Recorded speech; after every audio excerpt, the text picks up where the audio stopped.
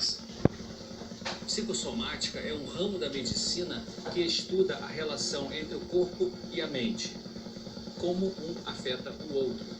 Doença psicossomática é a que se manifesta em sintomas no corpo cuja causa principal se origina na mente, em conflitos emocionais ou conflitos psicológicos.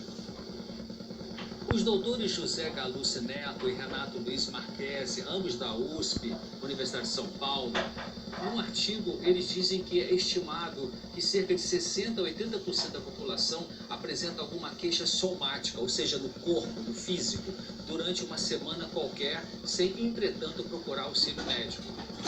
Quando um paciente procura um médico devido a um sintoma físico, segundo eles, de 20% até 84% dos casos não se encontra a causa orgânica que explica sua queixa. Interessante que os achados de um médico professor da Universidade de Harvard, Dr. Herbert Benson, apresentam índices semelhantes. Nos estudos dele, ele encontrou que ele diz que de 60% a 90% dos pacientes que procuram médicos na clínica, pacientes ambulatoriais, têm suas doenças devido a estresse físico e mental. Eles são pessoas que têm sintomas físicos, diz Dr. Benson, como resultado de problemas emocionais e sociais. E segundo ele, a média poderia ser 75%. Corpo e mente funcionam em tal harmonia, de tal modo que quando algo é pesado para a mente carregar, seja ansiedade ou forte tristeza, é como se o corpo dissesse para a mente assim: ou você quer uma ajuda aí? Então a mente diz: sim, me ajuda, porque está pesado lidar com esse sofrimento mental. A partir daí, a mente joga para o corpo uma parte da sua atenção e o corpo começa a apresentar sintomas, que são então psicossomáticos. Algumas doenças psicossomáticas talvez não terão cura porque o tempo de sofrimento psicológico foi muito longo numa personalidade sensível, sem recursos psicológicos internos de defesa, tendo a pessoa um ego fragilizado, de maneira que houve alterações graves em algum órgão. Ela poderá conseguir alívio com tratamentos e empenho pessoal. É o que chamamos de prevenção terciária. E também a gente pode usar o nome daqueles tratamentos que são cuidados paliativos. Hipocondria, já ouviu falar nisso? Hipocondria é focar constantemente o pensamento e preocupações no próprio estado de saúde. Pode ser acompanhada de sintomas que não se enquadram em nenhuma doença orgânica conhecida. Popularmente, nós chamamos a hipocondria de mania de doença. Os portadores de hipocondria apresentam uma sensibilidade corporal exagerada. Cerca de 15% das pessoas hipocondríacas apresentam também crise de pânico, por serem muito ansiosas, com dificuldade de manter relacionamentos nos quais não têm um controle da situação.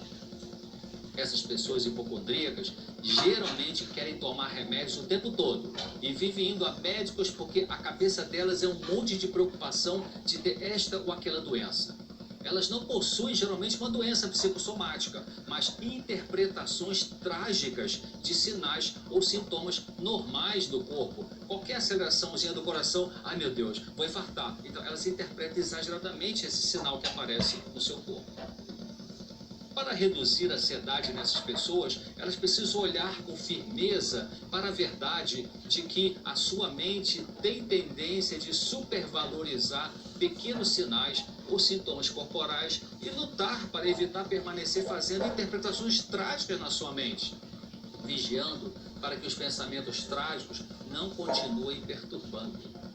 Você pode usar seus pensamentos saudáveis e escolher pensamentos bons para colocar limites para pensamentos doentios na sua própria mente. Você pode pensar no que você pensa e ver se está tendo um pensamento saudável ou não. A gente não pode fazer isso? Podemos fazer isso. Em seguida, você pode escolher ficar com aqueles pensamentos que são saudáveis. Parece que quanto mais uma pessoa tem dificuldade de tomar consciência das suas emoções, especialmente das emoções dolorosas ou desagradáveis, mais provável é que ela apresente sintomas psicossomáticos, porque o corpo absorve tais sentimentos que a pessoa se sente incapaz para vivenciá-las no nível consciente e na consciência. Se você tem dificuldade, por exemplo, de expressar raiva, ela pode sair pela asma, pela hipertensão arterial ou outro sintoma físico. Pessoas com importante dificuldade de expressar qualquer sentimento podem apresentar frequentemente prisão de ventre ou uma constipação intestinal. Indivíduos perfeccionistas e estressados podem ter muita enxaqueca. Algumas pessoas com importante tendência para reprimir emoções por muitos anos podem facilitar seu corpo a desenvolver câncer, segundo estudos de cientistas como Siegel, Lawrence Lichan, Simonton e outros. Uma pessoa com muita dificuldade de chorar pode chorar pela pele, através de lesões dermatológicas que produzem uma secreção, que em medicina nós chamamos de lesões exudativas, que são aquelas que saem um líquido ali. Geralmente, indivíduos que reprimem muito seus sentimentos e tendem a ter doenças degenerativas como câncer, diabetes, esclerose múltipla, entre outras, enquanto que as pessoas explosivas, elas tendem a ter mais doenças como infarto do miocárdio, do coração, o ataque cardíaco, acidente vascular cerebral, popularmente chamando de derrame. Já foi verificado que algumas pessoas que desenvolvem fibromialgia, algumas delas, parece que assumem responsabilidades exageradamente na família. São aquelas pessoas que se tornam suporte para tudo e para todos. Carrega 20 pianos e tem uma hora que o corpo começa a doer. Corpo e mente atuam juntos numa unidade indivisível. Seu corpo é o maior amigo da sua mente e a sua mente é o maior amigo do seu corpo. Cuidar bem do corpo é cuidar bem da mente e vice-versa. Quando você tiver sintomas no corpo, os médicos dizem que não é nada, mesmo após exames laboratoriais, exames de imagem normais, comece a pensar e a se perguntar se não existe alguma coisa mal resolvida na sua vida emocional que pode estar sendo manifestada no seu corpo. Existe alguma tensão na família? Tem conflitos conjugais de difícil solução? Tem traumas do passado ainda não bem resolvidos? Pense nisso, avalie isso. Então, ficamos hoje por aqui. Espero que você esteja com a gente no próximo Claramente aqui no Vida e Saúde. Até lá.